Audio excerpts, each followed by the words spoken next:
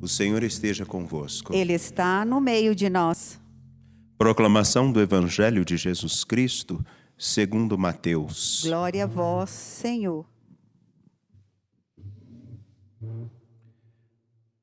Naquele tempo, Jesus começou a censurar as cidades onde fora realizada a maior parte de seus milagres, porque não tinham se convertido. Ai de ti, Corazim! Ai de ti, Betsaida! Porque se os milagres que se realizaram no meio de vós tivessem sido feitos em Tiro e Sidônia, há muito tempo elas teriam feito penitência, vestindo-se de cilício e cobrindo-se de cinza. Pois bem, eu vos digo, no dia do julgamento, Tiro e Sidônia serão tratadas com menos dureza do que vós. E tu, Cafarnaum, acaso serás erguida até o céu? Não. Serás jogada no inferno. Porque se os milagres que foram realizados no meio de ti tivessem sido feitos em Sodoma, ela existiria até hoje. Eu, porém, vos digo, no dia do juízo, Sodoma será tratada com menos dureza do que vós. Palavra da salvação. Glória a vós, Senhor. Por favor. A você que nos acompanha pela TV Horizonte, pela Rádio América e também pelo nosso canal, nos nossos canais do YouTube, Uma Impiedade, também pelo Instagram, também Uma Impiedade, a vocês que aqui estão. Sejam bem-vindos. Nesta terça-feira, dia 12, nós voltamos a acolher alguns peregrinos, graças a Deus, e agradecemos e rezamos por todos aqueles que nos ajudam nesse caminho de retomada das nossas atividades. Que Deus abençoe e guarde a todos que se recomendam às nossas orações. Permitam-me lançar o olhar sobre o capítulo 7, versículos 1 a 9 de Isaías. Jerusalém está sendo atacada. E a fala é muito simples, como se fossem dois. Ele se refere àqueles que vão até a cidade de Jerusalém como dois tições. Duas madeiras tiradas do meio da fogueira e que tem até uma chama na sua ponta, mas qualquer vento é capaz de apagá-la. E Isaías busca lembrar ao seu povo justamente isso. Ainda que eles possam parecer perigosos, eles são como dois tições. Tem fogo, mas o vento resolve isso fácil. O vento da história, o vento da verdade, o vento da fidelidade. Por isso, Isaías vai dizer o seguinte: é importante vocês terem a clareza de uma coisa. Quem é a esperança de vocês? Aonde está alicerçado o coração de vocês? E ele conclui, lá no versículo 9, da seguinte maneira: de resto, se não confiardes, não podereis manter-vos firmes. Se não confiardes, não podereis manter-vos firmes. Traduzindo, o primeiro passo para uma pessoa em um estado de enfermidade, como por exemplo o câncer, perder a sua luta pelo restabelecimento da saúde é se entregar. A primeira coisa. Uma pessoa que se entrega, ela já perde metade da batalha. É simples. Quando vemos uma determinada dificuldade, conforme essa dificuldade, podemos simplesmente desistir. E daí não adianta. Uma cena muito interessante para entendermos isso é alguém que, naqueles filmes antigos, como por exemplo Indiana Jones, uma pessoa segurando na beirada de um precipício e uma outra mão aqui. Alguém estica a mão, segura a daqui e estica a outra. Se ele não esticar a mão e não segurar na outra mão, ele vai cair.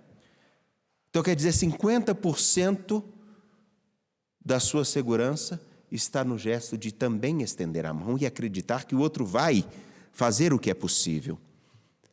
Aí está a narrativa de Isaías em toda a sua literatura, dizendo o seguinte: ou vocês estão firmes e confiantes no Senhor que vos escolheu, ou então vocês já perderam tudo.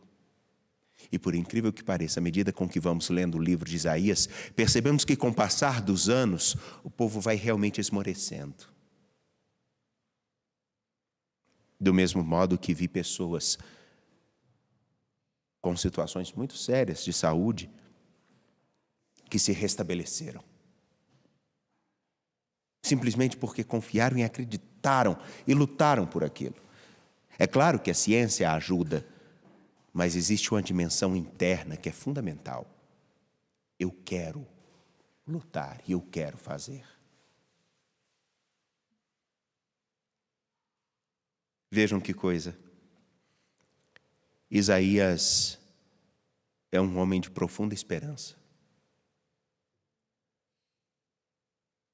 E ao dizer isso, de resto, pode ter tições, pode ter fogueiras, pode ter batalhas, podem ter reis, mas o ponto central é: se não confiardes,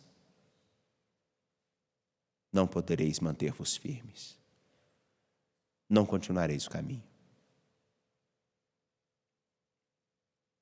E o salmo que nós escutamos, ele é muito simples. Grande é o Senhor e muito digno de louvores na cidade onde ele mora.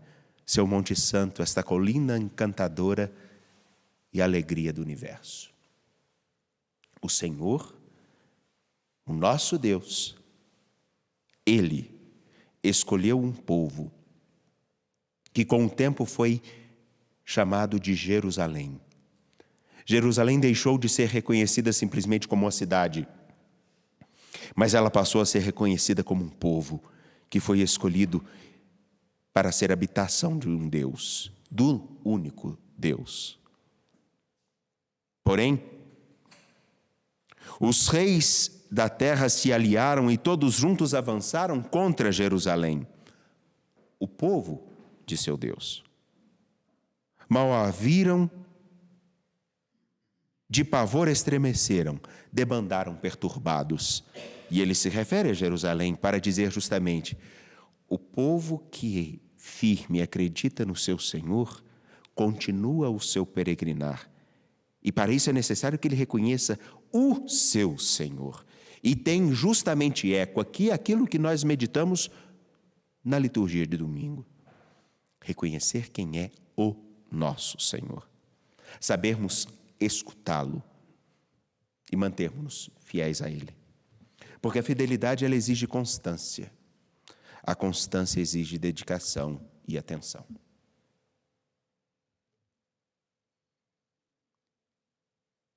Mas o Evangelho, Mateus capítulo 11, versículos 20 a 24, nos apresenta um questionamento.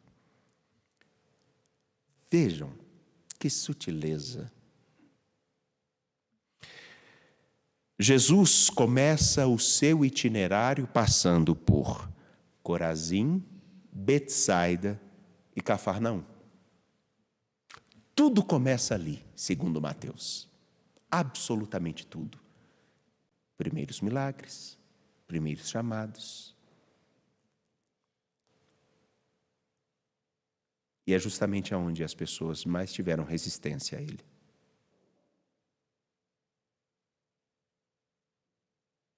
Viram tudo e não entenderam nada. É por isso que Jesus vai fazer exatamente essa interpelação. Se nas cidades tidas como as mais pervertidas da história bíblica. Um exemplo delas é Sodoma, Gomorra, Tiro, Sidônia.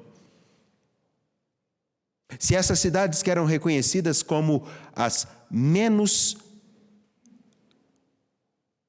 abertas ao chamado e à vocação que Deus deu ao homem, Sodoma, se nós nos lembrarmos bem, Sodoma é reconhecida como o lugar onde tudo que não deveria se acontecer, ali se fazia presente. No entanto, é muito comum a gente ouvir: isso aqui está uma Sodoma, isso aqui está uma Gomorra. Eu me lembro que uma vez meus irmãos e eu estávamos brincando lá para o lado. Meus irmãos não foram meus primos, meus irmãos, Aparecida estava em Belo Horizonte, Fábio em Simonésia, nós estávamos na roça e eram os primos. E aí nós estávamos lá brincando, fazendo, acontecendo. Aí de repente, uma tia me disse: isso aqui está parecendo uma Sodoma! Aí todo mundo arregalou o olho assim, mas depois voltou a fazer tudo do mesmo jeito, porque o menino não tinha vergonha. Depois de um tempo a gente muda.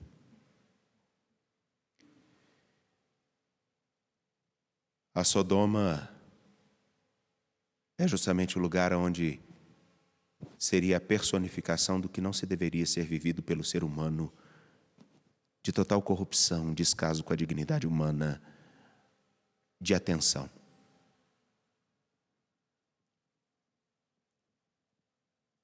Ele diz: eles, se tivessem visto o que vocês viram, se eles tivessem tido a oportunidade que vocês agora têm e que não dão a atenção devida, eles teriam recomeçado. Tudo porque vocês que estão no tempo presente e podem se encontrar comigo, não estão confiantes e nem estão firmes, porque vocês desistiram de esperar o socorro do Senhor que prometeu que viria até vocês. E quando a gente perde a esperança, não adianta. Pode-se provar tudo, pode-se relatar tudo, mas quando alguém desiste, o que mais se pode fazer? Quando alguém desiste de si. Quando um dependente químico desiste de si, o que mais se pode fazer?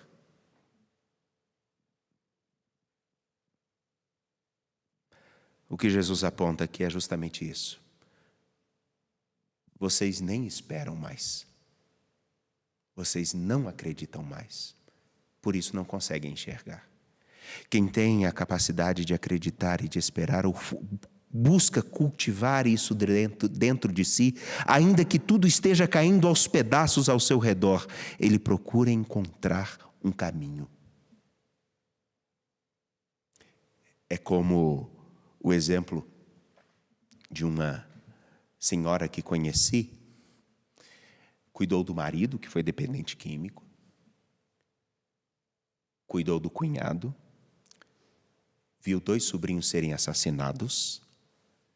A sua vizinhança sempre tinha alguém que estava morrendo, ou porque estava dentro de uma circunstância muito infeliz, ligada a entorpecentes, ou mesmo por acaso, porque estava no lugar errado e na hora errada. E ela fez uma coisa interessante. Um cunhado foi para um outro país e ela ficou sabendo que esse cunhado tinha caído em uma situação muito triste. Ela teria todos os motivos, é uma mulher que eu tenho plena convicção, ela teria todos os motivos para desistir de si e dos seus. Netos, cunhados, irmãos, pai, marido, filhos.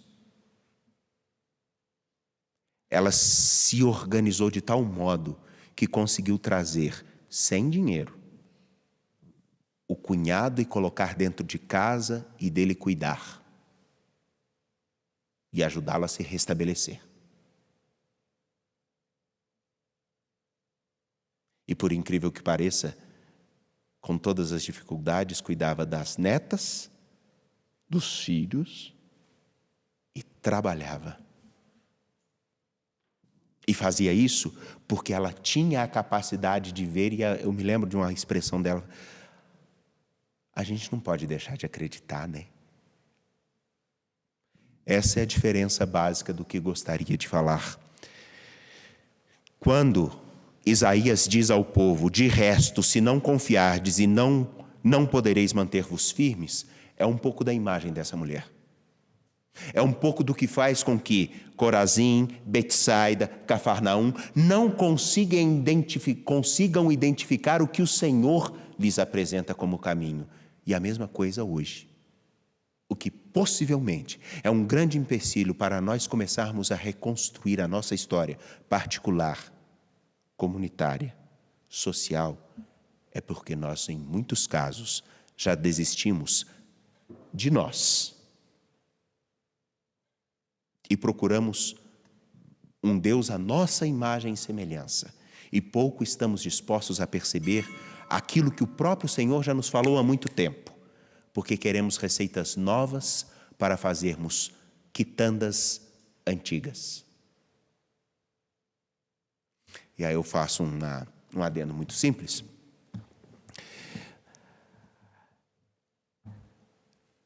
Só para finalizar e contextualizar, aí depois vocês ficam com vontade de comer alguma coisinha, quem sabe.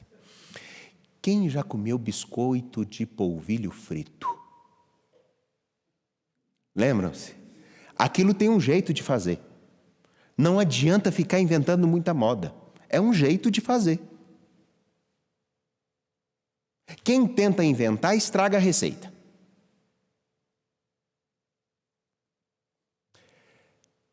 Escutar o Evangelho, viver a fé, é uma receita antiga. Mas o sabor é novo.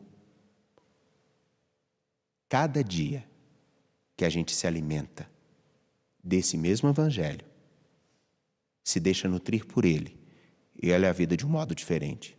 Porque o mesmo biscoito de 20 anos atrás, que minha avó fazia, e que as meninas aqui fazem, tem o mesmo gosto, mas traz as mesmas lembranças de reconquista e de recomeço.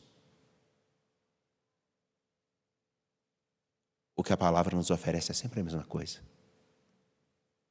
Oportunidade de reler-se, reconstruir-se, encontrar a motivação e continuar a fazer o que é preciso, de um modo novo, com um espírito novo. Do que você se alimenta? Aonde está a sua confiança? Qual é a sua esperança? Já desistiu?